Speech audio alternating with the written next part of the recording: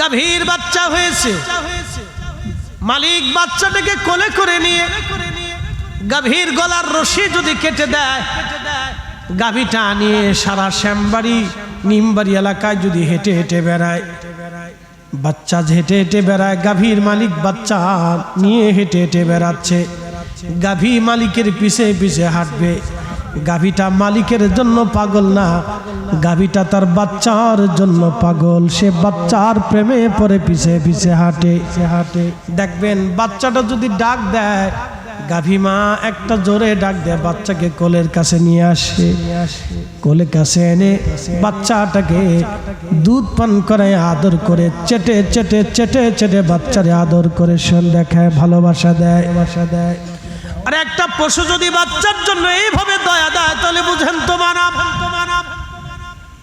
কত রজনী কতদিন কত রাত আপনার জন্য মা নির্ঘুম কাটিয়েছে। শুধু কি তাই, আপনার বাবাটা শীতের মধ্যে বৃষ্টির মধ্যে ভিজে, রাতকে রাত মনে করে নাই, দিনকে দিন মনে করে নাই, ঘন্টার পর ঘন্টা পানির ভিতরে কাদার মধ্যে কাজ করে একটা বাবা পরিশ্রম করে সন্তানকে লালন পালন করার জন্য পরিশ্রম করে। এই জন্য আল্লাহ বললেন ওয়াকুল্লাহুমা কাউলান কারীমা ওয়াখফিদ লাহুমা যানহায যুল্লি মিনার রাহমা। তোমার জীবনের যত রহমা আছে, জীবনের যত দয়া আছে, মায়া আছে, সব দয়া মায়া তুমি তোমার বাবা মার জন্য ঢেলে দাও। বাবা মার জন্য সে দয়া মায়া ব্যবহার করো। একটা জবান বন্ধ থাকবে না, একবার জোরে বলা যাবে কি আল্লাহু আকবার।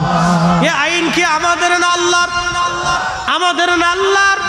আল্লাহ আইন করে দিলেন, ওয়াকাযা রাব্বুকা শব্দ দিয়ে আল্লাহ বলেন আমি আইন করে দিলাম, বাধ্যতামূলক করে দিলাম, তোমরা এই কাজগুলি করবা, এই কাজগুলি করবা। এখানে আল্লাহ শেষ করেন নাই, আল্লাহ এরপরে বললেন ওয়াকুর রাব্বিরহামহুমা কামা রব্বায়ানি সগীরা। একসাথে বলেন রব্বিরহামহুমা কামা রব্বায়ানি সগীরা। আল্লাহ ডাক দিয়ে বলেন বান্দারে, তোমার বাবা মা যদি মারা যায়, ওসি মোর্শেদ সাহেব চিন্তা করলো আমার আব্বা আম্মা মরে গেছে, আমার তো আর কোনো দায়িত্ব নাই। কি এ চিন্তা কি হবে?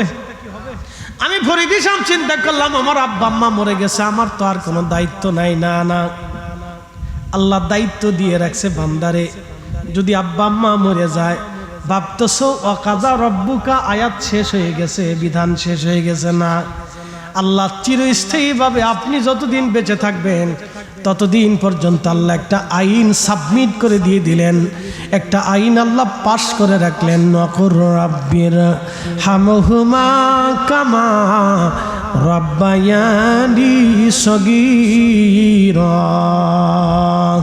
আরে বান্দা, তুমি তোমার মারহুম বাবা মার জন্য এইভাবে দোয়া করো, রাব্বিরহামহুমা কামা রব্বায়ানি সগীরা। এলাহি, ছোট্টকালে শিশুকালে আমার আব্বা আম্মা আমার যেইভাবে লালন পালন করেছে, মা দুলিয়ে দুলিয়ে মা দুলিয়ে দুলিয়ে দুলিয়ে দুলিয়ে আদর করে ঘুম পাড়িয়েছে, মা আমারে গোসল করাইছে, খাওয়াইছে, আমার পায়খানা পেশাব মা পরিষ্কার করে দিয়েছে, আমি মার কোলে পেশাব করেছি, আমি মার কোলের মধ্যে বাথরুম করে দিয়েছি। কখনো মার খারাপ লাগে নাই, মা কখনো খারাপ লাগে নাই, মার কষ্ট হয় নাই। আল্লাহ, আমার মা আমার আব্বা ছোট্ট গেলে যেইভাবে আমাকে লালন পালন করেছে, ভালোবাসা দিয়েছে, আল্লাহ তুমি ওইভাবে আমার আব্বা আম্মাকে জান্নাতেও লালন পালন করো, তুমি ওইভাবে আমার আব্বা আম্মাকে জান্নাতে ভালোবাসো। একটা জবান বন্ধ থাকবে না, জোরে বলেন আল্লাহু আকবার। তাহলে বলেন দোয়া চলবে কি চলবে না? দোয়া হবে কি হবে না? মিলাদুন নবী হবে কি হবে না? ফাতিহা হবে কি হবে না? ইসালে সওয়াব হবে কি হবে না? নামাজের পরে দোয়া চলবে কি চলবে না? কবর জিয়ারত হবে কি হবে না? কোরআন খতম বাবা মার জন্য হবে কি হবে না? বেদাতের ফতোয়া দিয়ে বন্ধ করলো কারা? যারা দোয়া মানে না তারা বন্ধ করে দিছে। প্রিয় উপস্থিতি হাজিরিন, ভালো করে শুনে রাখবেন প্রিয় ভাই আমার। মূলের দিকে চলে যাই, আমি মূল আলোচনার দিকে চলে যাই। আলোচনায় রেখেছিলাম পিতামাতার দোয়া। দোয়া চলবে। নবী বললেন তিনটা হক তোমার বাবা মা তোমার কাছে পায়। এক নম্বরে দোয়া, দোয়া, দোয়া। কখনোই তুমি বাবা মার দোয়া থেকে নিজেকে গুটিয়ে নেবা না। দোয়া এই জন্য কবরের পাশে দাঁড়াবেন, মা বাবার কবরের পাশে দাঁড়ায় দোয়া করবেন। ভাই আমার খুব মনোযোগ দিবেন। যদি কবরের পাশে আসতে না পারেন, যেখানেই থাকেন, দুনিয়ার যেখানেই থাকেন, সেইখানে আব্বা আম্মার জন্য হাত বাড়াবেন। সম্ভব হলে 2 রাকাত নফল নামাজ পড়ে বাড়াবেন। সাহাবী সাদ রাদিয়াল্লাহু আনহু বললেন, ইয়া রাসূলুল্লাহ, বাবা মা বেঁচে থাকলে আমাকে ওসিয়ত করতেন, কিন্তু আব্বা আম্মা মারা গেছেন, আমি কি আমার বাবা মার জন্য কোনো সদকা দিতে পারি? নবী বলেন হ্যাঁ দিতে পারো। বলে হুজুর সদকার সওয়াব কি মার কবরে যাবে? বলে হ্যাঁ যাবে। ইয়া রাসূলুল্লাহ, আমার একটা খেজুরের বাগান আছে মদিনাতে, একটা খেজুরের বাগান আছে। এই বাগানটা আমি আমার মার নামে সদকা দিয়ে দিলাম। এই বাগান আমি আমার মার নামে সদকা দিয়ে দিলাম। সাহাবী মার জন্য দোয়ার জন্য, মায়ের হক আদায় করার জন্য সাহাবী খেজুরের বাগান সদকা দিয়ে দিলেন। তখনকার দিনের একটা খেজুরের বাগান এখনকার দিনের অনেক বড় একটা ইন্ডাস্ট্রির সমান। তখনকার দিনে একটা খেজুরের বাগান এখনকার দিনে একটা বড় ইন্ডাস্ট্রির সমান। এত পরিমাণ অর্থ সম্পদ একজন সাহাবী মার হক আদায় করার জন্য মায়ের নামে সদকা দিয়ে দিলেন। আর আপনি আইছেন ফতোয়া মারার জন্য। এই জন্য বেশি বেশি ইসালে সওয়াব হবে, বেশি বেশি বাবা মার জন্য ফাতিহা হবে। আল্লাহ তৌফিক দান করুন, জোরে বলেন আমিন। ইমাম আবু হামিদ গাজ্জালি ইন্তেকাল করলেন। তিনি ইন্তেকাল করার পরে আমার আল্লাহ পাক তাকে ডাক দিলেন, আবু হামিদ, আমি তোমাকে দুনিয়াতে পাঠিয়েছিলাম, কি নিয়ে আসছো তুমি আমার জন্য? আবু হামিদ বলো। মনে রাখবেন, কথা ভালো করে শুনে যাবেন। আপনি মারা যাবেন, মানুষ মারা যায়, মারা যাওয়ার অর্থ হলো রুহুটাকে আমার আল্লাহ তার কাছে নিয়ে চলে যায়। দেহটা পড়ে থাকে, এই দেহ আল্লাহর কাছে যায় না, শুধু রুহুটা আল্লাহ তার কাছে নিয়ে যায়। শ্যামবাড়িবাসী শুধু রুহু আল্লাহ নিয়ে চলে যান, দেহ রব্বুল আলামিন নেন না। এটা কবরে সমাহিত করা হয়, রুহুটা আল্লাহ নিয়ে চলে যান। রুহের সাথে আল্লাহর কথাবার্তা হয়, রুহের সাথে হিসাব নিকাশ হবে। যত বক্তব্য আল্লাহ দিবেন সব রুহের সাথে বক্তব্য হবে। কবরে প্রশ্ন করা হবে, রুহের সাথে প্রশ্ন করা হবে। কবরে প্রশ্ন করা হবে, রুহের সাথে প্রশ্ন করা হবে। ও হাজিরিন, বান্দার সাথে আল্লাহর বক্তব্য হবে, রুহের সাথে। আমি যে ওয়াজ করতেছি, আমার দেহ ওয়াজ করে না, আমার এই ঠোঁট, আমার এই জবান, এই জিহ্বা ওয়াজ করতে সাহায্য করতেছে, কিন্তু ওয়াজ যিনি করেন তার নাম রূহ। আপনারা ওয়াজ শুনতেছেন, কান আপনাদেরকে ওয়াজ শুনতে সাহায্য করতেছে, কিন্তু ওয়াজ যিনি শুনেন তিনি রূহ। আবার বলি, বুঝেন নাই? আমি যে ওয়াজ করতেছি, আমার ঠোঁট, আমার জিহ্বা আমার ওয়াজ করতে সাহায্য করতেছে, কিন্তু ওয়াজ যে করে সে রুহু। এখন যদি আল্লাহ এই মুহূর্তে আমার রুহু নিয়ে চলে যায়, তা আমার কি ওয়াজ আর চলবে? আপনাদেরকে যদি আল্লাহ এই মুহূর্তে রুহু নিয়ে চলে যায়, আপনার কানে কি আর ওয়াজ শুনতে পারবে? এই বুঝে যান, তাহলে ওয়াজ করে যিনি তিনি রুহু, ওয়াজ যিনি শুনে তিনি রুহু। এই রূহ হচ্ছে আল্লাহর সৃষ্টির এক কুদরত এবং খুব অপরিসীম। আল্লাহর সৃষ্টির কুদরতের ভিতরে এক আশ্চর্যজনক সৃষ্টির নাম হচ্ছে রূহ। দেখা যায় না, ধরা যায় না, ছোঁয়া যায় না, কিন্তু সে 100 বছর দুনিয়াতে বসবাস করলো, দুনিয়াতে থাকলো, খাইলো, ঘুমাইলো, চললো, ফিরলো, আবার চলে গেল। যিনি নিলেন তিনি মালাকুত মউত, যার হুকুমে নিলেন তিনি রব্বুল আলামিন, যেই জগতে নিলেন ওটার নাম কবর, আলমে বারজাখ। যার কাছে নিলেন তিনি রব্বুল আলামিন, হয় ইল্লিন না হয় সিজ্জিন, হয় ইল্লিন না হয় সিজ্জিন, হয় জান্নাত না হয় জাহান্নাম, হয় জান্নাত না হয় জাহান্নাম, দুইটি স্থানে জায়গা হয়ে যাবে, হয় জান্নাত না হয় জাহান্নাম। আমার এই বডি না, আমার রুহুকে আল্লাহ নিয়ে চলে যাবে। মানুষ অনেক আশা করে হয়তো অনেক দিন পৃথিবীতে বেঁচে থাকবে। 4 রঙের মশলা দিয়া যে কইরাছে তোর গঠন, 4 রঙের মশলা দিয়া আগুন পানি মাটি বাতাস একই যোগে করিয়া প্রকাশ। আগুন পানি মাটি বাতাস একই যোগে করিয়া প্রকাশ। ওরে দেখিলি না তুই কইরা তালাশ, ওরে দেখিলি না তুই কইরা তালাশ, কোন জায়গা সে মহাজন 4 রঙের মশলা দিয়া যে কইরাছে তোর গঠন, 4 রঙের মশলা দিয়া।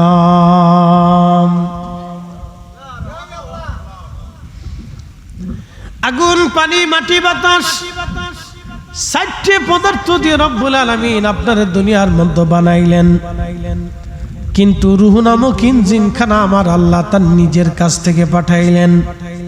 সুবহানাল্লাহ বলবেন না? আল্লাহ বডি বানাইলেন আগুন দিয়া, মাটি দিয়া, পানি দিয়া, বাতাস দিয়া, কিন্তু আসল ইঞ্জিন পাঠাইলেন আল্লাহর কাছ থেকে। জোরে বলেন আল্লাহু আকবার। তাহলে এই ইঞ্জিন হলো আল্লাহর রহস্য, ইঞ্জিন আল্লাহর দেওয়া রহস্য। এটা ধরাও যায় না, ছোঁয়াও যায় না, রাখাও যায় না, দেখাও যায় না, এটা আল্লাহর রহস্য, ইঞ্জিন আল্লাহর রহস্য। এই জন্য অলিরা বলতেন যে তার নাফসকে চিনেছে সে আল্লাহকে চিনেছে। এই জন্য অলিদের সবক আছে, অলিরা সবক কালবের সবক দেয়, রুহের সবক দেয়, নাফসের সবক দেয়। অলিরা অলি বানানোর জন্য সবক দেয়। জোরে কান্না মারহাবা। রাজনীতির সূত্র আছে, আছে না ভাই? অর্থনীতির সূত্র আছে না? এই যে কারেন্ট চলতেছে এটার সূত্র আছে না? মাইক চলতেছে সূত্র আছে না? প্রত্যেক কিছুর সূত্র আছে। মনে রাখবেন তাজকিয়াতুন নফসের একটা সূত্র আছে, ওলি হওয়ারও সূত্র আছে। বুটাবুটি দিয়ে ওলি হওয়া যায় না, ওলি হওয়ার জন্য সূত্র আছে, ওই সূত্রে আসতে হয়। বলে এই সূত্রের প্রথম সবক, প্রথম ক্লাস, প্রথম উস্তাদ হলো আল্লাহর ওলির সোহবতে বসতে হয়, তার কাছে মুরিদ হইতে হয়। আমার ভাইরা তো মুরিদ হওয়াটাকে বেদাত বানাই দিয়া, একবারে শিরিকের রাস্তা করে নিক্ষিপ্ত করিয়া, একবারে বেদাতি সেদাতি বানাই দিয়ে আমরা জাহান্নামে পাঠাই দিচ্ছি। মনে হইতেছে বেহেশত ওনাদের বাপদাদের কালির হুদ্দারি সম্পত্তি, এটা ওনারা লিজ নিয়ে গেছে। পাগলের সুখ মনে মনে রায়তুলি তারা গেলে। খুব মনোযোগ দেন। অলি হইতে হলে অলির কাছে যেতে হয়। অলি হওয়ার জন্য আরেকটা সূত্র আছে, অলি হইতে হলে আরেকটা সূত্র আছে। প্রিয় উপস্থিতি হাজিরিন, আল্লাহ রাব্বুল আলামিন রূহ নামক ইঞ্জিনখানা নিয়ে চলে যাবেন। আল্লাহ রূহের সাথে বক্তব্য দিবেন, কথা বলবেন। ইমাম আবু হামিদ গাজ্জালী রূহকে আল্লাহ জিজ্ঞেস করলেন, আবু হামিদ, আমি তো তোমার দুনিয়াতে পাঠিয়েছিলাম, তো তুমি আমার জন্য কি নিয়ে আসছো? ইমাম আবু হামিদ গাজ্জালী চিন্তায় পড়ে গেলেন।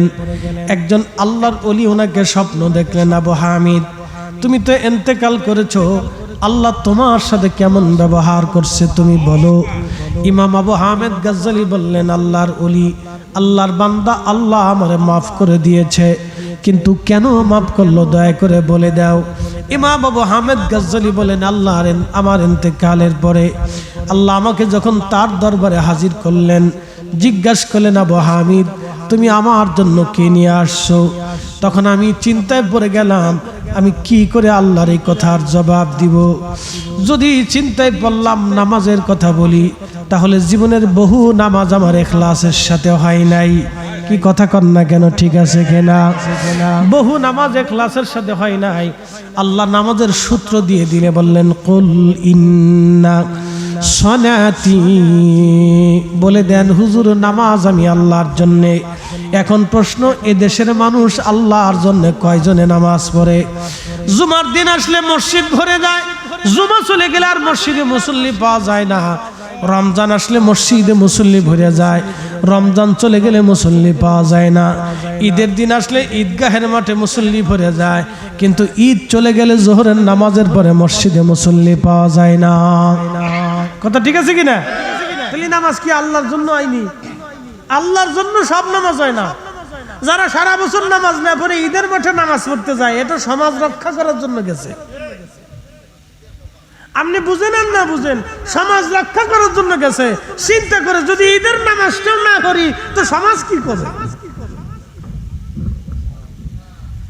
সমাজ বাঁচানোর জন্য অনেকে ঈদের মাঠে নামাজ পড়তে যায়, আল্লাহর ডরে যায় না, সমাজ রক্ষা করার জন্য যায়। আল্লাহ বলেন, ফাওয়াইলুল লিল মুসাল্লিন আল্লাযীনা হুম আন সালাতিহিম সাহুন।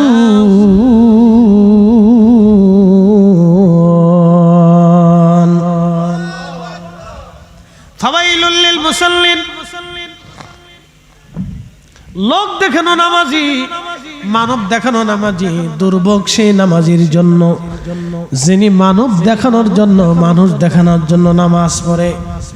ইমাম আবু হামেদ গাজ্জালী চিন্তায় পড়ে গেলেন, আল্লাহ এখন যদি নামাজের কথা বলি তাহলে রবের দরবারে আজকে আমি ধরা পড়ে যাব, কারণ বহু নামাজ জীবনে ইখলাসের সাথে হয় নাই, আল্লাহ সন্তুষ্টির জন্য আদায় করতে পারি নাই। আল্লাহ যদি উল্টা প্রশ্ন করে জবাব দিতে পারবো না।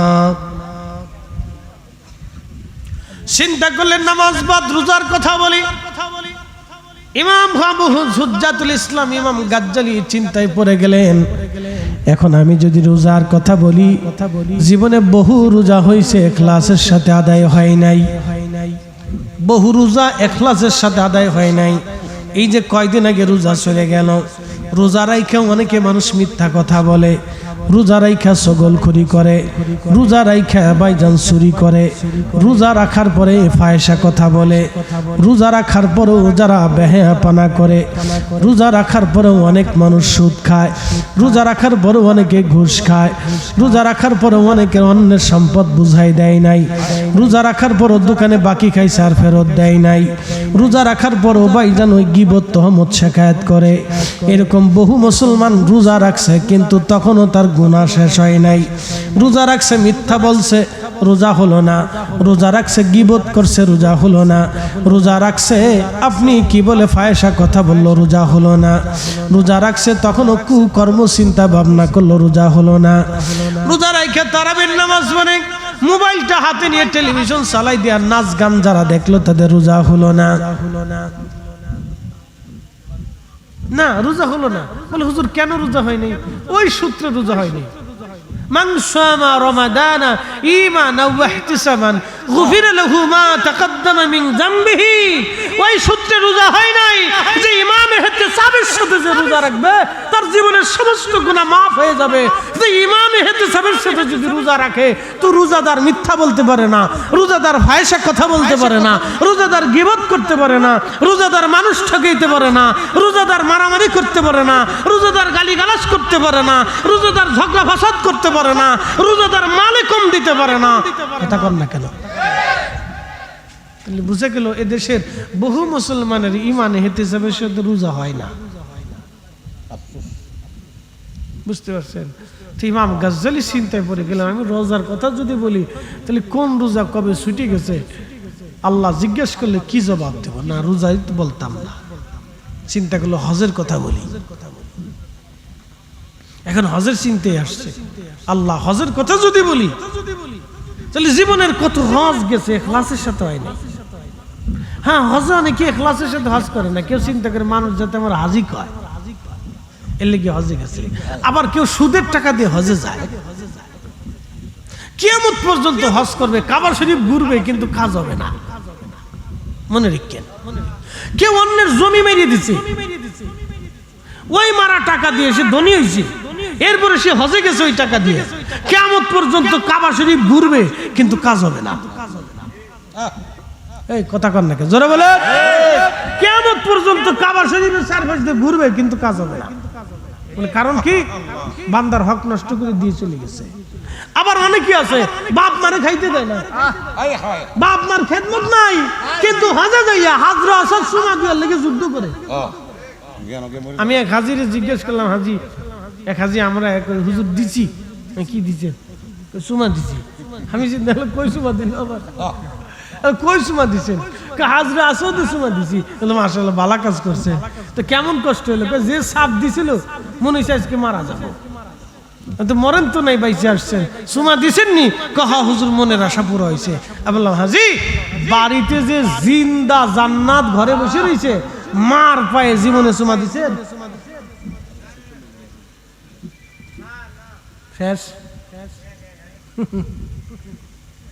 বলো হাজি ঘরের ভিতরে জিন্দা জান্নাত বসে রয়েছে, জিন্দা জান্নাত। কারো ঘরে যদি বাবা মা থাকে তাহলে খুদার দেওয়া জিন্দা জান্নাত। একসাথে কেন আল্লাহু আকবার। কি জান্নাত? জিন্দা, জিন্দা জান্নাত। কারো ঘরে যদি আব্বা আম্মা থাকে এটা হচ্ছে জিন্দা জান্নাত। মনে রাখেন, কারো ঘরের মধ্যে যদি বাবা মা থাকে ওই বাবা মা হচ্ছে জিন্দা জান্নাত। আপনি তো কাবা শরীফে একটা পাথর চুমা দিতে গেলেন, বলেন পাথরের কি আছে? বলেন তো পাথরের কি আছে? হাজরা সোয়াদ এটা জান্নাতের পাথর মানলাম, কিন্তু জান্নাতের পাথরে আছেটা কি? বলেন তো জান্নাত বড় না নবী বড়? যেমনি করতেছেন মনে হয় আপনার ডরা কি, আপনারা কি ওসি সাহেবকে ডরাইতেছেন নিজে মামলা সামলা দিতে হবে নাকি? তাহলে বলেন জান্নাত বড় না নবী বড়? তো নবী যদি বড় হয় তাহলে হাজরা আসওয়াদের পাথরে চুমা দিয়ে আসে কি? বলে এই জন্যই আসে যে ওই পাথরের নবী চুমা দিছে, এই জন্য আমরাও চুমা দিই। কথা ঠিক আছে নি? যদি আল্লাহ রাসূল চুমা না দিত তাহলে ওই পাথরে আমরা জীবনেও চুমা দিতাম। কথা ঠিক আছে নি? এই পাথরে চুমা দিতাম না। তাহলে এখন বলেন পাথরের দাম কি পাথরের কারণে না নবীর কারণে? হাজরা আসওয়াদের মূল্য কি হাজরা আসওয়াদের কারণে না রাসূলের কারণে? বুঝে যান সূত্র, যে সূত্র বুঝেন না সারা জীবন সুমাইলেও কাজ হবে না। সূত্র বুঝে যান। হজ করবেন মক্কা আর কবুলিয়ত নেবেন মদিনা শরীফ থেকে। মনে রাখেন, ইবাদত করবেন বাংলাদেশে, মঞ্জুরিয়ত হবে মদিনা শরীফে। একসাথে কোন আল্লাহু আকবার। হ্যাঁ মনে রাখেন, ইবাদত হবে বাংলাদেশে, মঞ্জুরিয়ত হবে মদিনার থেকে। যদি মদিনার নবীর মঞ্জুরিয়ত না আসে কিয়ামত পর্যন্ত সিজদা হবে মাগার কবুল হবে না। হিসাব একবারে বরাবর। যে বুঝে না এরে বুঝাইতে পারি না, বুঝে না বুঝে না। শ্যামবাড়িবাসী ভালো করে শুনে যাবেন, হাজিরিন খুবই মনোযোগের সাথে শুনবেন। হাজিকে বললাম হাজি মার পায়ে কি জীবনে চুমা দিছেননি? হাজি কথা বলে না। আমি বললাম হাজি ভাই জীবনে আপনার মা কতবার আপনার ছোট্ট পায়ের মধ্যে চুমা দিয়েছে হিসাব নাই। ছেলেটা বড় হয়ে গেল, মা বৃদ্ধ হয়ে গেল, আজকে ছেলেটা বড় হয়ে গেল, বাবা বুড়া হয়ে গেল।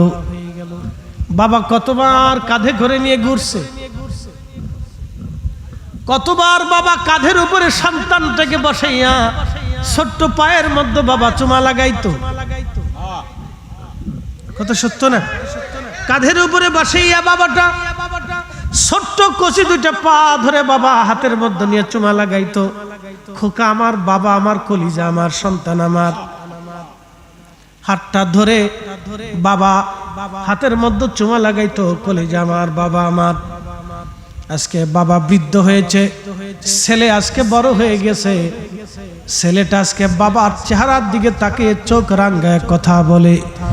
এর মতো বড় বেয়াদব আল্লাহর দুনিয়াতে আর একটাও হতে পারে না। কথা বলেন ঠিক কিনা? ধ্বংস, বদনসিব। وَقَضَى رَبُّكَ أَلَّا تَعْبُدُوا إِلَّا إِيَّاهُ وَبِالْوَالِدَيْنِ إِحْسَانًا।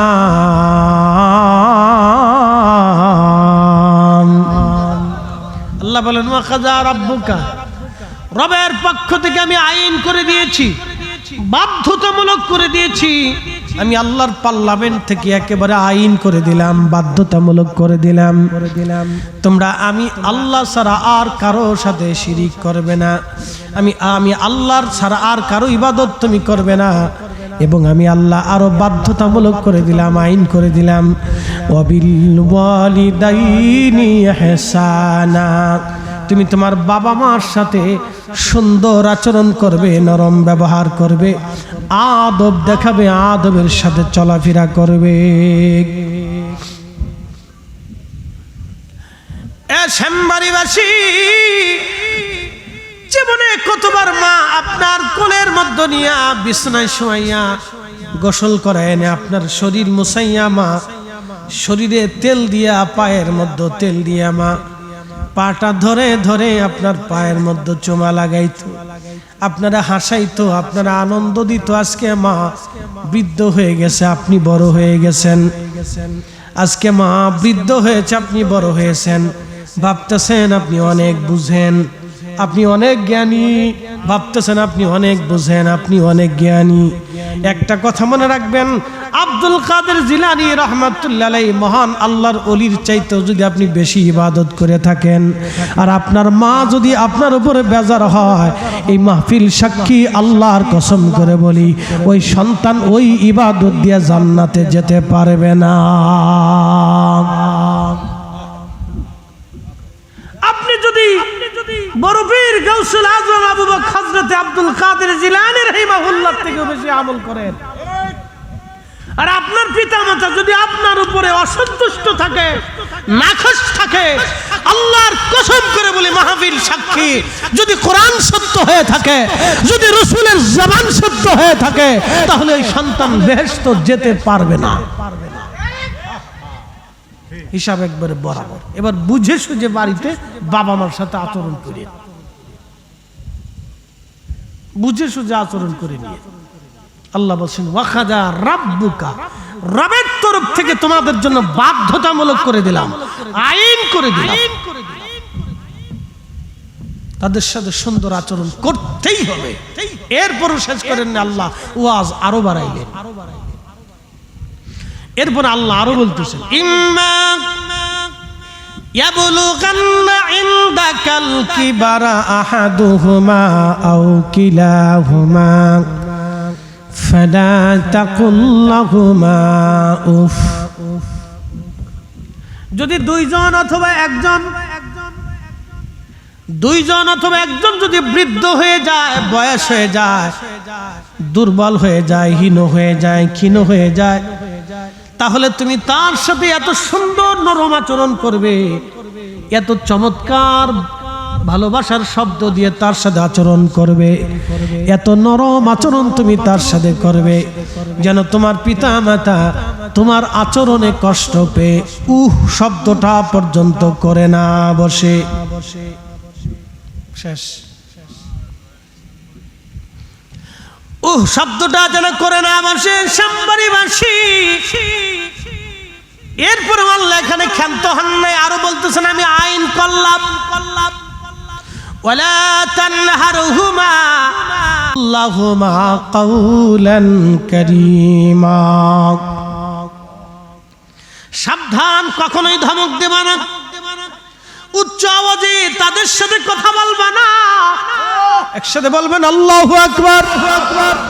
সাবধান, কখনো ধমক দেবা না, উচ্চ আওয়াজে তুমি কথা বলবা না।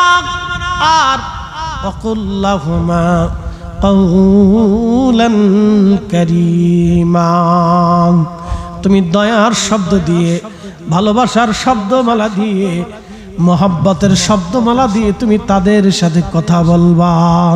একবার জোরে বলা যাবে কি মারহাবা। আমার আল্লাহর কোরআন কত সুন্দর, আল্লাহ কোরআনে কত চমৎকার করে আমরারে শিখাই দিলেন।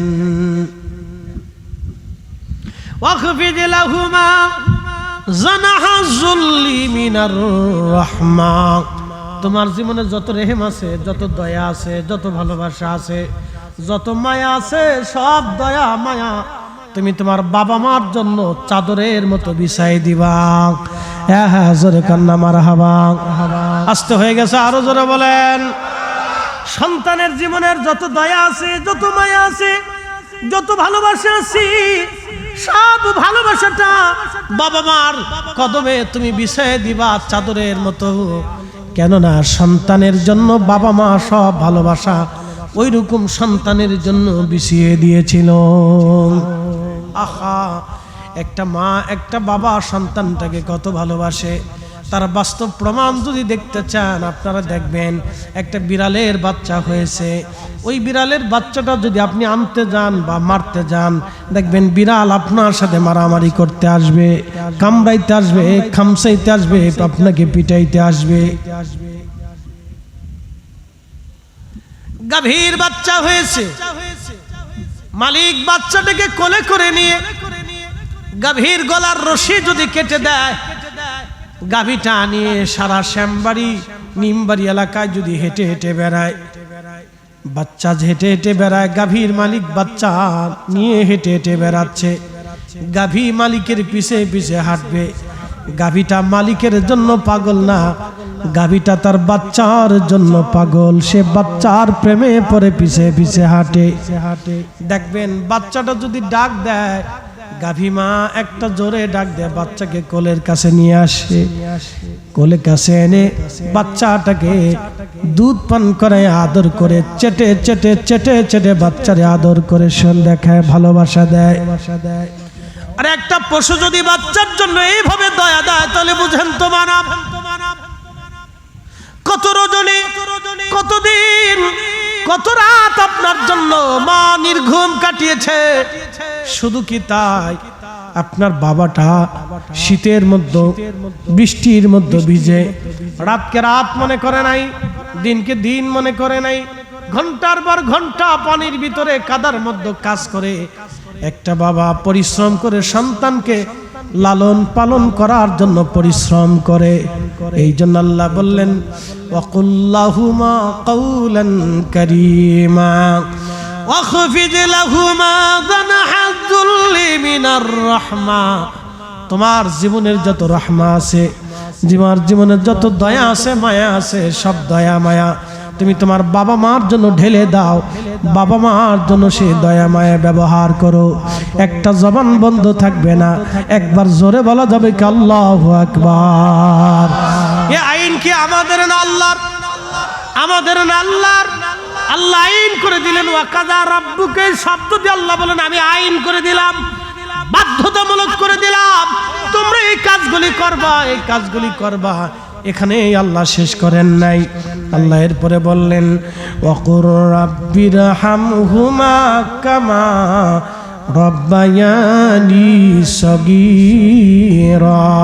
একসাথে বলেন রব্বিরহামহুমা কামা রব্বায়ানি সগীরা। আল্লাহ ডাক দিয়ে বলেন বান্দারে, তোমার বাবা মা যদি মারা যায়, ওসি মোর্শেদ সব চিন্তা করলো আমার আব্বা আম্মা মরে গেছে, আমার তো আর কোনো দায়িত্ব নাই। কি এই চিন্তা কি হবে?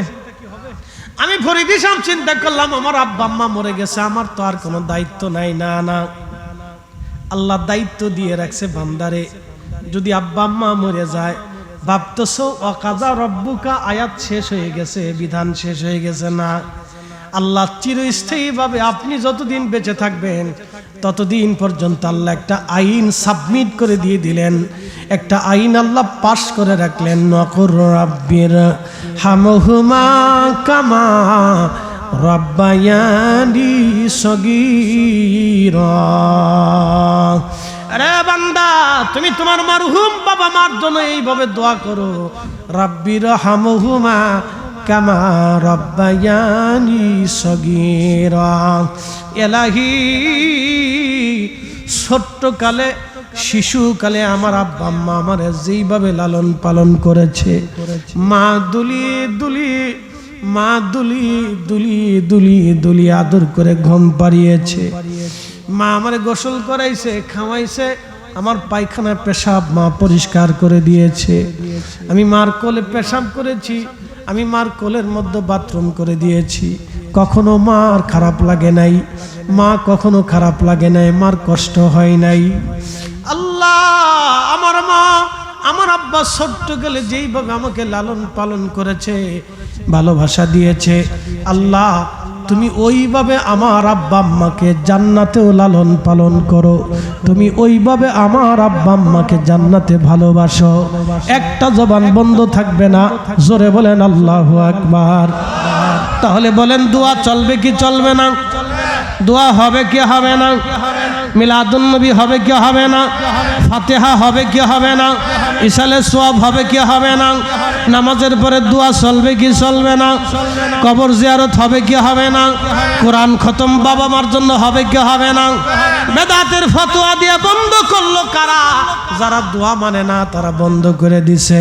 যেই সন্তান বাবা মার জন্য দোয়া করে না, ওই সন্তান কোনোদিনও পিতামাতার হক আদায়কারী সন্তান হবে না, কাবা শরীফের ইমাম হলেও হবে না।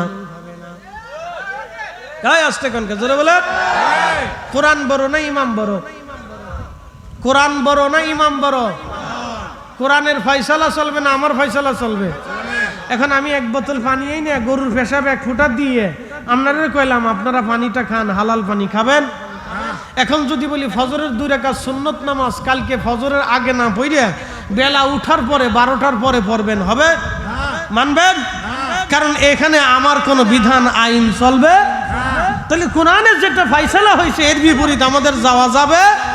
তো কোরআনে রব্বুল আলামিন পিতামাতার জন্য দোয়া করতে বলছে, এই জন্য পিতামাতার জন্য ইজালা সওয়াব কইরা, কোরআন খতম দিয়া, মিলাদ শরীফ পড়াইয়া, জিকিরের মাহফিল দিয়া, দান সদকা করিয়া বাবা মার জন্য দোয়া করাইতে হবে।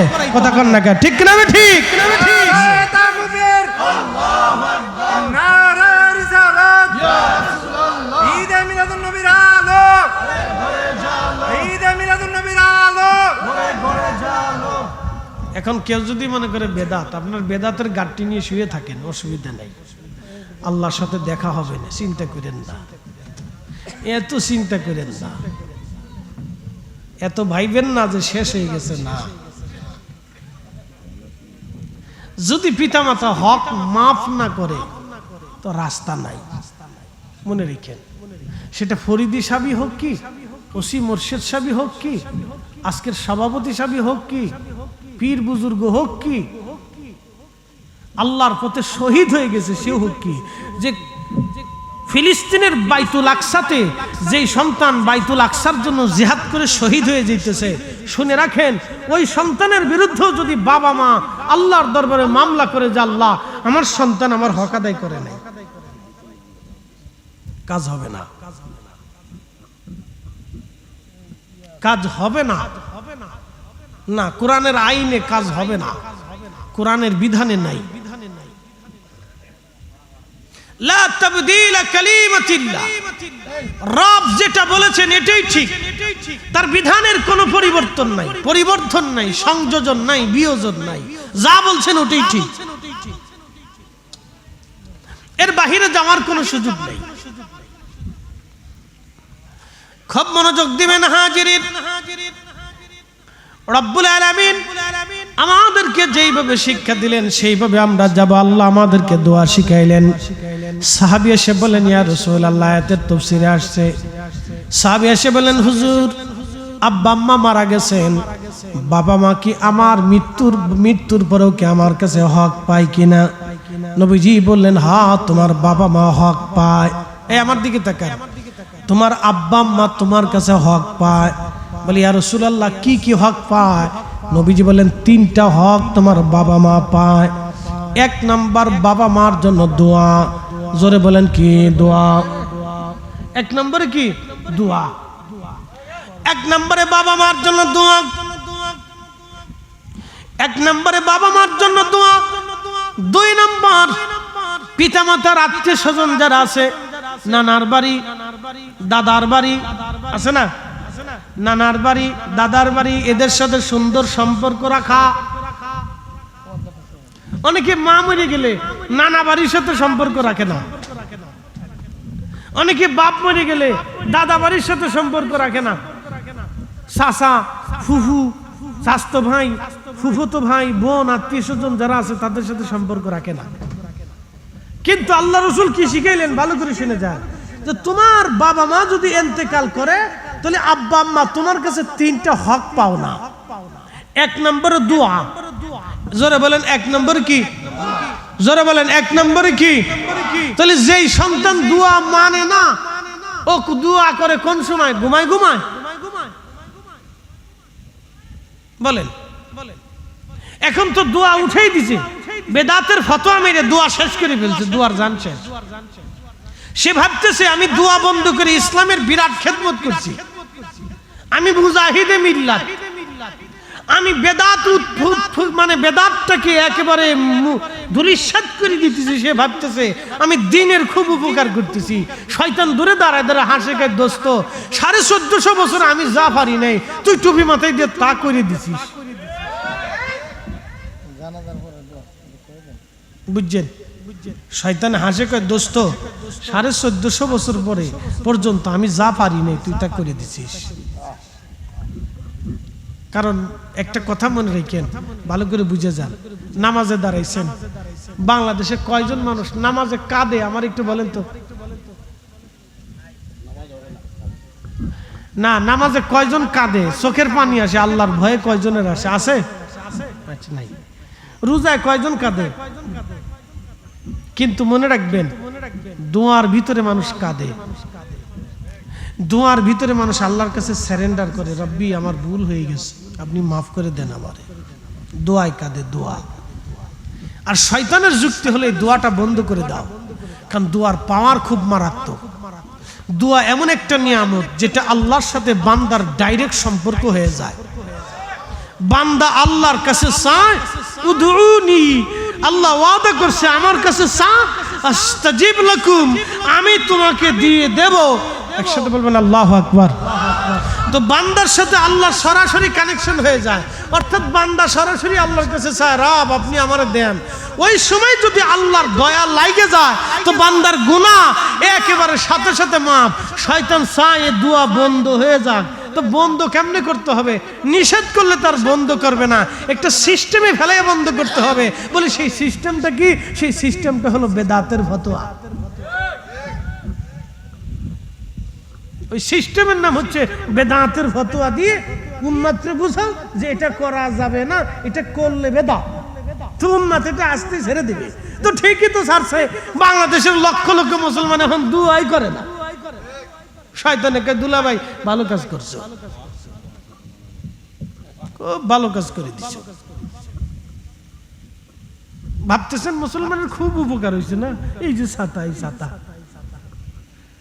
দোয়া বন্ধ করাতে আজ পর্যন্ত সুদ বন্ধ হয়েছে, দোয়া বন্ধ করার কারণে আজ পর্যন্ত বেহায়াপনা বন্ধ হয়েছে, দোয়া বন্ধ করার কারণে আজ পর্যন্ত খুন খারাপি বন্ধ হয়েছে, দোয়া বন্ধ করার কারণে আজ পর্যন্ত সিটারি বাটপারি বন্ধ হয়েছে, দোয়া বন্ধ করার জন্য আজ পর্যন্ত মারামারি বন্ধ হয়েছে, দোয়া বন্ধ করার কারণে বেপরদা বন্ধ হয়েছে।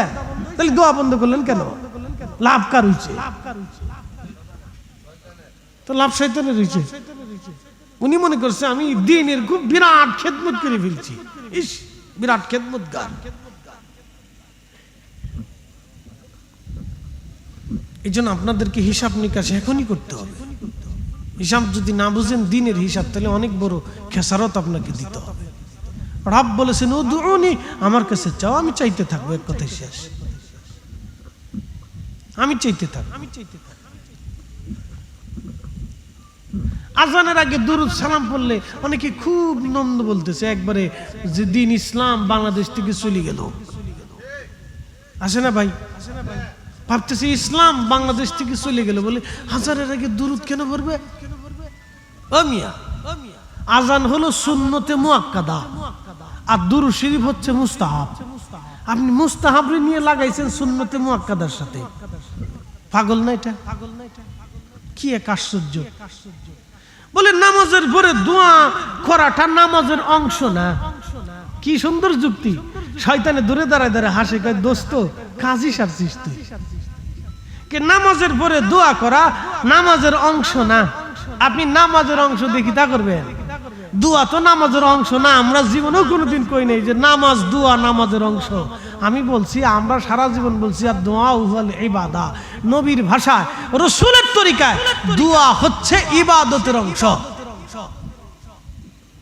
নামাজ হচ্ছে ফরজ, নামাজ হচ্ছে ওয়াজিব, নামাজ হচ্ছে সুন্নত, নামাজ হচ্ছে নফল, আর দোয়া হচ্ছে মুস্তাহাব, মুস্তাহসান, সুন্নত। আমরা কোনোদিন কইনি দোয়া করা ফরজ। আমরা কোনোদিনও বলি নাই। কি সুন্দর যুক্তি টুক্তি লাগাই দিয়ে দোয়া বন্ধ করে দিবে। তা বন্ধ করে দিয়ে কার উপকার করছে? শয়তানের উপকার হয়ে গেছে। তো খুব ভালো করে শুনেন, আরো বুঝাইতেছি, এখানে শেষ না। জানাজার নামাজের পরে দোয়া দিলেন বন্ধ করে, তা লাভ হয়েছে কার? আচ্ছা বলেন, আপনাদেরকে বলি, কয়েকটা প্রশ্ন করি, আমি দলিল টলিল দিব না, আপনাদেরকে বুঝাই তো, একটু বুঝেন তো। জানাজার নামাজের পরে দোয়া, আচ্ছা বলেন তো, জানাজার নামাজ কেবলামুখী ছাড়া উত্তরে পড়লে জানাজা নামাজ হয়? আস্তে করেন না, জোরে বলেন হয়? হাত তুলে দোয়া, দক্ষিণের দিকে ফিরে দোয়া করলে দোয়া হয় না? পূর্বের দিকে ফিরে দোয়া করলে দোয়া হয় না? তাহলে জানাজার দোয়া আর এই দোয়া আপনার এক দোয়া, কইছে কেডা? বলেন। জানাজার নামাজ কেবলামুখী ছাড়া আদায় হয় না। জানাজার নামাজ লাশ সামনে না থাকলে হয় না। গায়বী কোনো জানাজা ইসলামে নাই। গায়বী জানাজা কোনো জানাজাই না, এটা বেহুদে জানাজা। ইসলামে কোনো জানাজা নাই। একটা শর্তে গায়বী জানাজা হবে। ধরেন পৃথিবীর এমন একটা স্থানে একজন মুসলমান মারা গেছে, আমরা এই জানতে পারলাম যে ওই মুসলমানের জানাজার নামাজ হয় নাই। ওই মুসলমানের জানাজা নামাজ হয় নাই। যেমন ফিলিস্তিনের কারাগারে বর্তমানে ইসরায়েল সরকার আইন করছে সংশোধনে, ফিলিস্তিনের কারাগারে যাদেরকে বন্দী করা হবে এবং ছোটখাটো অপরাধ হলেও তাদেরকে মৃত্যুদণ্ড দেওয়া হচ্ছে। 10,000 ফিলিস্তিনি হয়তো কিছুদিনের ভিতরেই শহীদ হয়ে যাবে। হ্যাঁ, 10,000 ফিলিস্তিনি শহীদ হবে। আপনি বুঝেন, বিনা বিচারে, বিনা তদারকে, বিনা নোটিশে, বিনা সিদ্ধান্তে, জাস্টিফাই ছাড়া একজন নিরীহ ফিলিস্তিনি মারা যাচ্ছে। শুধু কি ফিলিস্তিনি পুরুষ, কত নারী তাদের কাছে বন্দী হইয়া দিনের পর বছরের পর বছর ধর্ষণের শিকার হচ্ছে। কথা শুনলে তো আপনার গা শিরে উঠবে।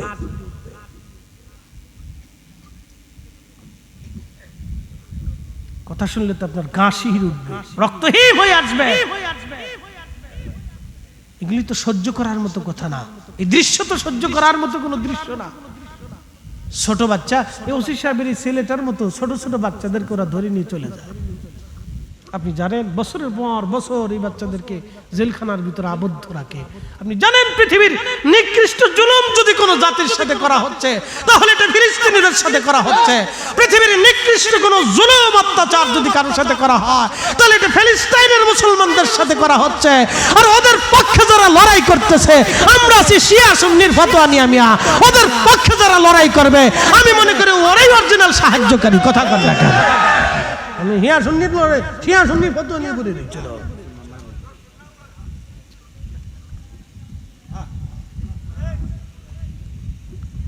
কি আশ্চর্য, চিন্তা করতে পারছেন? আপনি ফিলিস্তিনিদের অত্যাচারের কথা শুনলে যদি দেখেন, এগুলি যেগুলি ভিডিওতে আসে এগুলি শুধু দেখা যায়। ভিডিও ছাড়া যে কত নিকৃষ্ট অত্যাচার আছে এগুলো যদি আপনি দেখতেন তো আপনি হার্ট অ্যাটাক করে মরে যেতেন কাঁদতে কাঁদতে, যে মানুষ মানুষের সাথে এই ধরনের আচরণ করতে পারে না।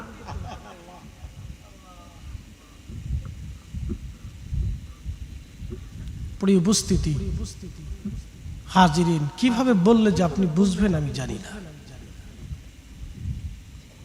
কিভাবে বললে যে আপনি বুঝবেন আমি বুঝি না। তো প্রিয় ভাই আমার, তো যে কথা বলছিলাম, আমি সেদিকে ফিরে চলে যাই। ইসলামের এই ফতোয়াবাজদের দিয়ে ইসলামের কোনো উপকার হয় নাই।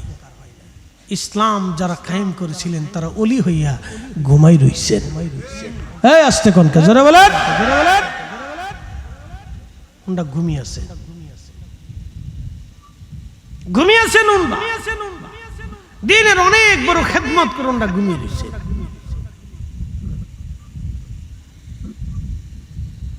আজ থেকে 100 বছর আগে এদেশে জমিদার আমলে একটা মসজিদ বানাইতে কি পরিমাণ পরিশ্রম হয়েছে জানেন?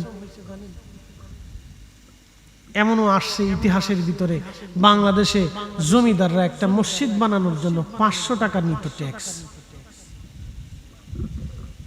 জমিদারদের বাড়ির সামনে দিয়ে মুসলমান জুতা পাই দিয়ে কোনোদিন হাঁটতে পারে নাই, খালি পায়ে হেঁটে যেতে হয়েছে, কর্নিশ করা লাগতো। মুসলমানদের করুণ দশা থেকে যারা মুসলমানদেরকে উঠিয়েছিলেন, দ্বীন ও কালেমা ঈমান যারা বুঝিয়েছিলেন, তারা আল্লাহর ওলি। ওতে বলিরা যেই পথে, আমরাই সেই পথে থাকবো। কথা বলে ঠিক না বেটা?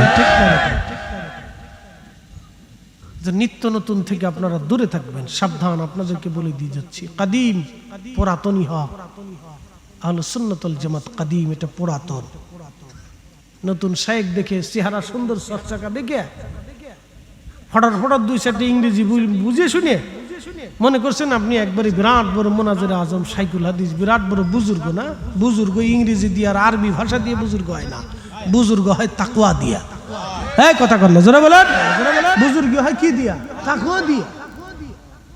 তাকওয়া দিয়ে বুজুর্গ হয়। তাকওয়া, তাকওয়া। ইন্না আকরামাকুম ইনদাল্লাহি আতকাকুম। যার তাকওয়া বেশি তার আল্লাহর কাছে সম্মান বেশি। ও রিকশাওয়ালা হতে পারে, দিন মজুর হতে পারে, ঠেলা গাড়িওয়ালা হতে পারে, ভিখারি হতে পারে, মিসকিন হতে পারে, একেবারে সাধারণ শ্রমিক হতে পারে, সাধারণ ব্যক্তি হতে পারে, আধা পাগল হতে পারে। তার তাকওয়া যদি বেশি থাকে তাহলে আমার থেকেও বেশি, ওনার থেকেও বেশি, আরো 10 জন থেকেও বেশি, বড় ইংরেজি ফটার ফটার কান্নালা হুজুর থেকেও অনেক বেশি। আল্লাহর ফয়সালা ইংরেজি আর ফটর ফটর দিয়ে না, ডক্টর আর ডাক্তার দিয়ে না, আল্লাহর ফয়সালা হলো তাকওয়া দিয়া। একসাথে বলেন, কি দিয়া? তাকওয়া দিয়া। আল্লাহ ফয়সালা করে তাকওয়া দিয়া। প্রিয় উপস্থিতি হাজিরিন, ভালো করে শুনে রাখবেন।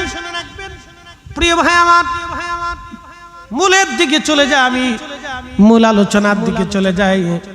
আলোচনায় রেখেছিলাম পিতামাতার দোয়া। দোয়া চলবে। নবী বললেন 3টা হক তোমার বাবা মা তোমার কাছে পায়। 1 নম্বরে দোয়া, দোয়া, দোয়া। কখনোই তুমি বাবা মার দোয়া থেকে নিজেকে গুটিয়ে নেবা না। দোয়া, এই জন্য কবরের পাশে দাঁড়াবেন, মা বাবার কবরের পাশে দাঁড়ায় দোয়া করবেন। ভাই আমার, খুব মনোযোগ দিবেন। যদি কবরের পাশে আসতে না পারেন, যেখানেই থাকেন, দুনিয়ার যেখানেই থাকেন, সেইখানে আব্বা আম্মার জন্য হাত বাড়াবেন। সম্ভব হলে 2 রাকাত নফল নামাজ পড়ে বাড়াবেন। সাহাবী সাদ রাদিয়াল্লাহু আনহু বললেন, ইয়া রাসূলুল্লাহ, বাবা মা বেঁচে থাকলে আমাকে ওসিয়ত করতেন, কিন্তু আব্বা আম্মা মারা গেছেন, আমি কি আমার বাবা মার জন্য কোনো সদকা দিতে পারি? নবী বলেন, হ্যাঁ দিতে পারো। বলে, হুজুর সদকার সওয়াব কি মার কবরে যাবে? বলে, হ্যাঁ যাবে। ইয়া রাসূলুল্লাহ, আমার একটা খেজুরের বাগান আছে মদিনাতে, একটা খেজুরের বাগান আছে, এই বাগানটা আমি আমার মার নামে সদকা দিয়ে দিলাম। এই বাগান আমি আমার মার নামে সদকা দিয়ে দিলাম। সাহাবী মার জন্য, দোয়ার জন্য, মায়ের হক আদায় করার জন্য সাহাবী খেজুরের বাগান সদকা দিয়ে দিলেন। তখনকার দিনের একটা খেজুরের বাগান এখনকার দিনের অনেক বড় একটা ইন্ডাস্ট্রির সমান। তখনকার দিনে একটা খেজুরের বাগান এখনকার দিনে একটা বড় ইন্ডাস্ট্রির সমান। এত পরিমাণ অর্থ সম্পদ একজন সাহাবী মার হক আদায় করার জন্য মায়ের নামে সদকা দিয়ে দিলেন, আর আপনি আইছেন ফতোয়া মারার জন্য। এই জন্য বেশি বেশি ইসালে সওয়াব হবে, বেশি বেশি বাবা মার জন্য ফাতিহা হবে। আল্লাহ তৌফিক দান করুন, জোরে বলেন আমিন। 2 নাম্বার নবীজি বললেন, সাহাবী বাবা মার আত্মীয় স্বজন আপনজন যারা থাকবে, চাচার বংশ, ফুফুর বংশ, মামার বংশ, খালার বংশ যারা থাকবে, তোমরা তাদের সাথে সুন্দর ব্যবহার করবে, আত্মীয়তার সম্পর্ক বজায় রাখবে, সুন্দর সম্পর্ক রাখবে, আত্মীয়তার সম্পর্ক তোমরা বজায় রাখবে। 3 নাম্বার আল্লাহ রসুল বলেন, আমার উম্মতেরা এই 2 নাম্বার হচ্ছে আত্মীয় স্বজনদের সাথে তোমরা সুসম্পর্ক রাখবে। 3 নম্বর, আব্বা আম্মা যদি কোনো ওসিয়ত করে যায় তাহলে ওই ওসিয়ত তোমরা পালন করবে। বাবা মা মৃত্যুর আগে যদি কোনো ওসিয়ত করে যায় তাহলে তোমরা সেই ওসিয়ত পালন করবে, সেই ওসিয়ত বাবা মার জন্য রক্ষা করবে। এই 3টা হক বাবা মা তোমার কাছে পায়, কিন্তু দুঃখের বিষয় ফতোয়া মাইরা প্রথম দোয়া নামক ইবাদতটা, দোয়া নামক হকটা কৌশলে এদেশের মুসলমান থেকে সরাই দেওয়া হয়েছে।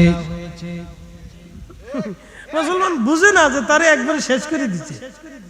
আমি আবার বলি, মক্কা শরীফে যদি 40 বছরও নামাজ পড়ান, হারাম শরীফের 1 রাকাত নামাজ 1 লক্ষ রাকাতের নামাজের সমান সওয়াব।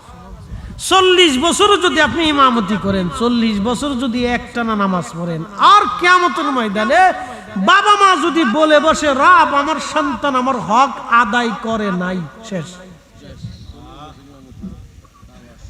40 বছর না, যদি 40,000 বছর হায়াত দেয়, 40,000 বছরও যদি আপনি কাবা শরীফে নামাজ পড়েন, তাও শেষ। আপনি বুঝেন? আপনার দোয়া কাইরে নিয়ে আপনারে কি শেষ করে দিয়েছে আপনি বুঝেন? বুঝেন না তো।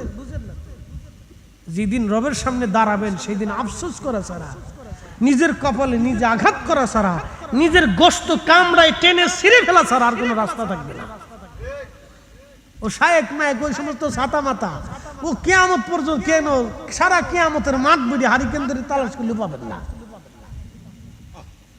নিজের সারা নিজে সেরে যায়, হিসাব আমার কাছে একবারে সোজা, বাকি যুগে হিসাব নাই। নিজেরটা নিজের সাইরে বুঝে তারপরে যায়। ফতোয়া যদি আপনার নেকের বিরুদ্ধে চলে যায় তাহলে বাদ দিয়ে দেন। বলে হুজুর কোনটা? আল্লাহর কোরআন বলে দিয়েছে, ফামাইয়া আমাল মিসকালা যাররাতিন খায়রান ইয়ারা, অনুপরিমাণ নেক যদি করো আমি প্রতিদান তোমাকে দিয়ে দিব। একসাথে বলবেন না মারহাবা? মারহাবা। অনুপরিমাণ নেক করলেও আল্লাহ প্রতিদান দিয়ে দিবে। এই জন্য নেকের কাজ যত ছোট হোক ছাড়বো না। কি কথা ঠিক আছে নি? নেকের কাজ যত ছোট হোক ছাড়বো না, গুনার কাজ যত ছোট হোক করবো না, হিসাব একবারে সোজা। আপনারা হিসেবে দাঁতের ফতোয়া বুঝাইতে প্রিয় উপস্থিতি হাজিরিন, কথাগুলি আপনাকে বুঝতে হবে। এই জন্য দোয়া, দোয়া আব্বা আম্মার জন্য দোয়া, অধিক পরিমাণে দোয়া করবেন, নফর পরে দোয়া করবেন, বাবা মার কবরের পাশে দাঁড়ায় ফাতিহা পরে দোয়া করবেন, কোরআন শরীফ খতম দিয়ে দোয়া করবেন, মসজিদে কিছু টাকা সাদকা দান রেখে বাবা মার জন্য দোয়া করবেন, এতিমখানা মাদ্রাসায় কিছু টাকা অর্থ জমা করে আব্বা আম্মার জন্য দোয়া করবেন। মনে রাখবেন, দোয়া যদি না করেন তাহলে কিয়ামতের ময়দানে আপনাকে আল্লাহর অবাধ্য সন্তান হিসেবে দাঁড় করানো হবে। আল্লাহ রাসূলের কাছে এক সাহাবী এসে বলেন, হুজুর আমি তো আব্বা আম্মা মারা গেছে, আমি তো ওইভাবে বাবা মার হক আমরা আদায় করতে পারি নাই। আল্লাহ কিয়ামতের ময়দানে আমাদের ইয়া রাসূলুল্লাহ কি উপায় হবে? আল্লাহর নবী বললেন, ভয় করো না, চিন্তা করো না, আল্লাহ তোমাদের জন্য একটা সুযোগ দিয়ে দিয়েছেন। যদি তোমার মরহুম আব্বা আম্মার জন্য বেশি বেশি করে দোয়া করো, বেশি বেশি করে দোয়া করো, তাহলে কিয়ামতের ময়দানে আল্লাহ তোমাকে পিতা মাতার বাধ্য এবং খেদমত গুজারি সন্তান হিসেবে আমার আল্লাহ কিয়ামতের ময়দানে তোমার নাম লিখে দেবে। আসতে হলো না? জোরে বলেন। তাহলে বাবা মা মরে গেলে কি শেষ? একসাথে বলেন, আব্বা আম্মা মারা গেলে কি শেষ? সন্তান যতদিন বেঁচে থাকবে ততদিন বাবা মা পাইতে থাকবে, শেষ নাই, কোনো শেষ নাই। সন্তান যতদিন বেঁচে থাকবে ততদিন বাবা মা। পেটের মধ্যে ব্যথা হয়েছে, আমার বাসি দুধ পান করার কারণে আমার পেটের মধ্যে ব্যথা হয়েছে। আজকে আমি মাদ্রাসায় তোমাদেরকে কোনো দর্শ দেব না, শিক্ষা দেব না, তোমরা সময় চলে যাও, আজকে মাদ্রাসা ছুটি। আল্লাহ ডাক দিলেন, আবু হামিদ, দুধে কি পেটে ব্যথা দেয় না রোগ আমি আল্লাহ দেই? বলে, রব তুমি রোগ দাও, তুমি শেফা দাও। তাহলে তুমি সেই দিন কেন বলছিলা যে দুধের কারণে তোমার পেটে ব্যথা হয়েছে? তাহলে সেই সময়ের জন্য লা ইলাহা ইল্লাল্লাহর বিশ্বাস তোমার কোন জায়গা ছিল? ধরা একসাথে বলেন কি, জোরে বলেন কি? এইরকম যদি আমরা আল্লাহ জিজ্ঞেস করে তাহলে আমরা কি? যখন না আমরা তো দলের কাতারের ভিতরেই নাই, তাহলে বলবেন হুজুর উপায় কি? উপায় আছে, ভয় নাই।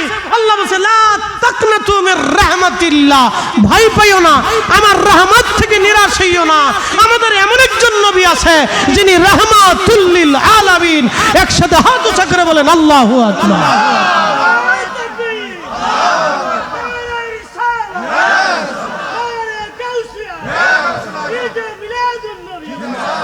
কিন্তু আফসোস, আমার কিছু ভাইদেরকে নবী বুঝাইতে এখনো দলিল দিতে হয়। যদি কোনদিন জাবালে আবু সিলাতে যা,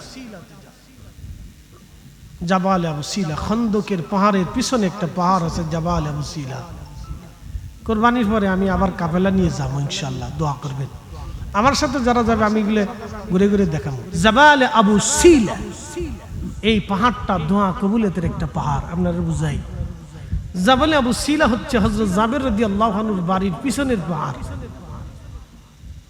এই জাবালে আবু সিলাতে একটা ছোট্ট গুহা আছে।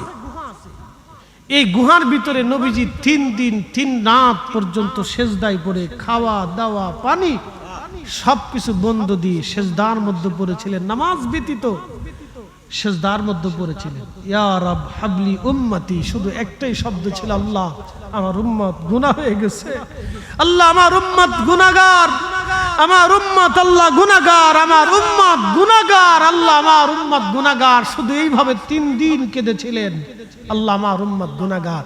3 দিন পরে আল্লাহ ডাক দিলেন, মেহবুব কাঁদেন কেন? বলে, ইয়া রব হাবলি উম্মতি, আল্লাহ আমার উম্মত গুনাহগার, আল্লাহ আমার উম্মত গুনাহগার।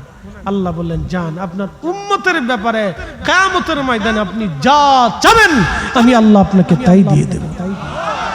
আসতে হলো না? জোরে বলেন, জোরে জোরে জোরে জোরে জোরে।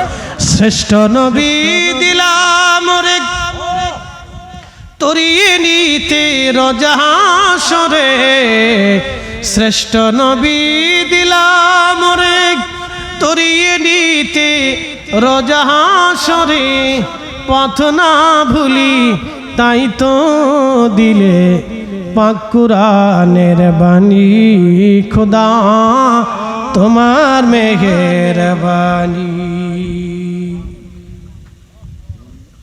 তাহলে ভয় নেই, আশা আছে না নাই?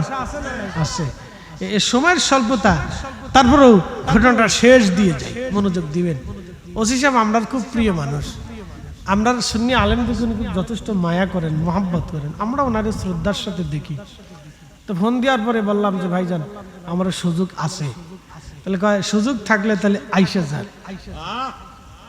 যাক আলহামদুলিল্লাহ, শ্যামবাড়িতে আইসে খুব ভালো লাগতেছে, কারণ আপনাদের এই অঞ্চলের মানুষ একটু শিক্ষিত বেশি, আলহামদুলিল্লাহ।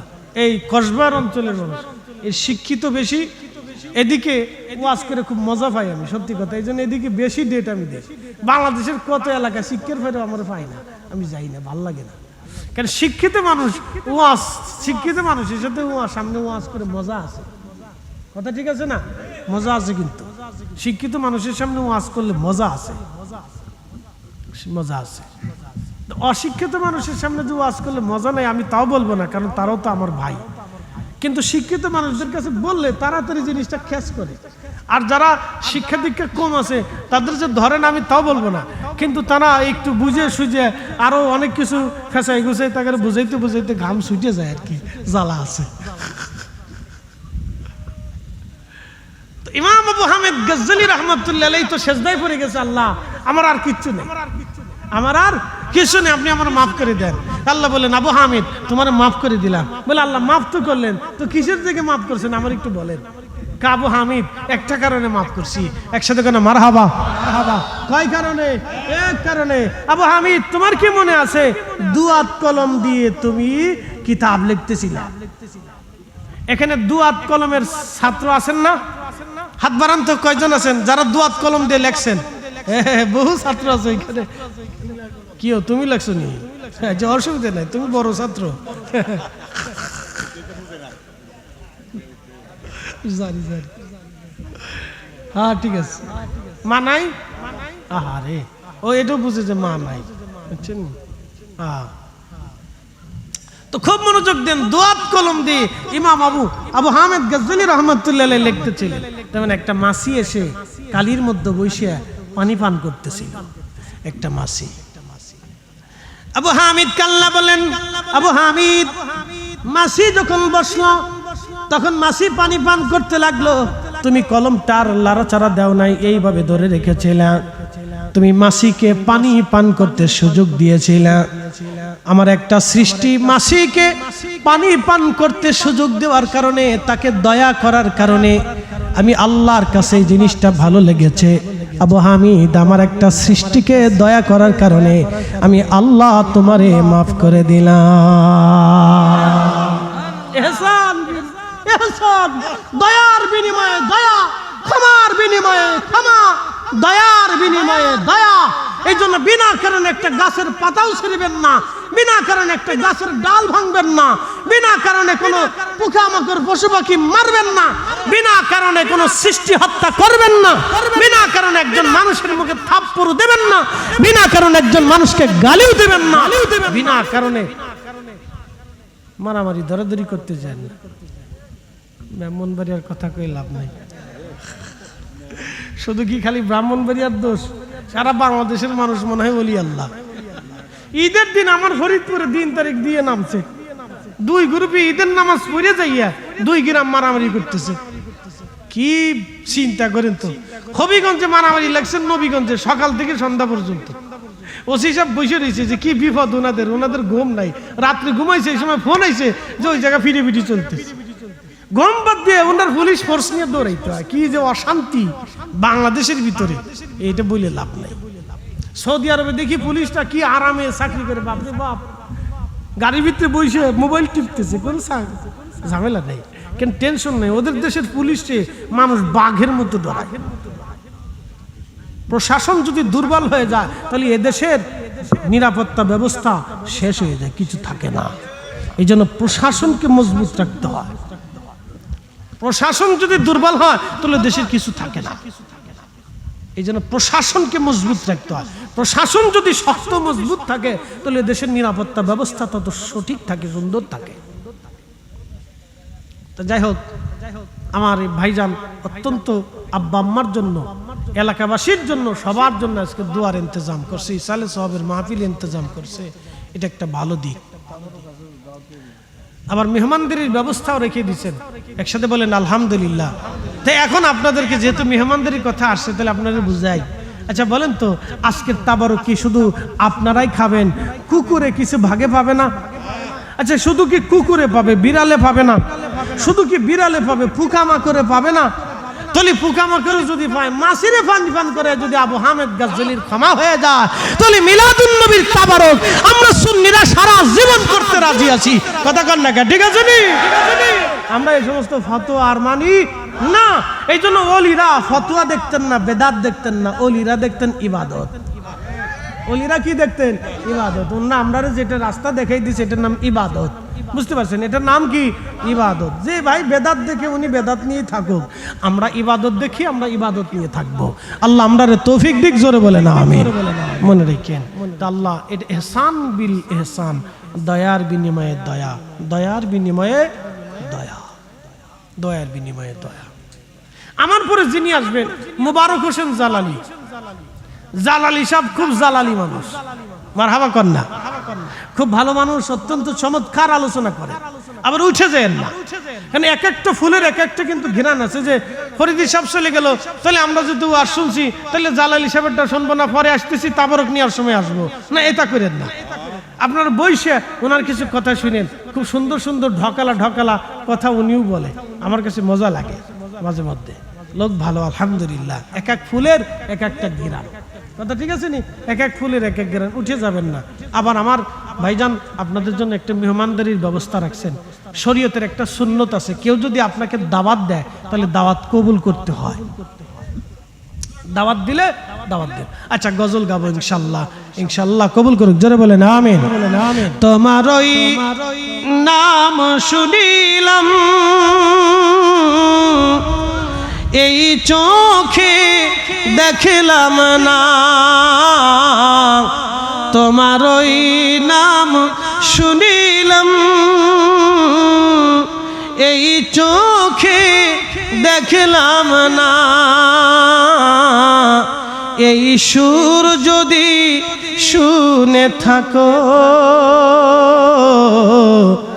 একবার দেখা দাও না। এই সুর যদি শুনে থাকো, একবার দেখা দাও না। হে রাসূল তোমায় ভালোবাসি, অন্তরে শুধু মুখে নয়, জান্নাতের আশায় নয় হে রাসূল, জাহান্নাম কেউ ডরি না। তোমায় পাওয়ার আশায় মন ছুটে যায় মদিনায়। তোমায় পাওয়ার আশায় মন ছুটে যায় মদিনায়। এ আশিকে দিদার দাও না, আর দূরে থাকিও না। এ আশিকে দিদার দাও না, আর দূরে থাকিও না। হে রাসূল তোমায় ভালোবাসি, অন্তরে শুধু মুখে নয়, জান্নাতের আশায় নয় হে রাসূল, জাহান্নাম কেউ ডরি না।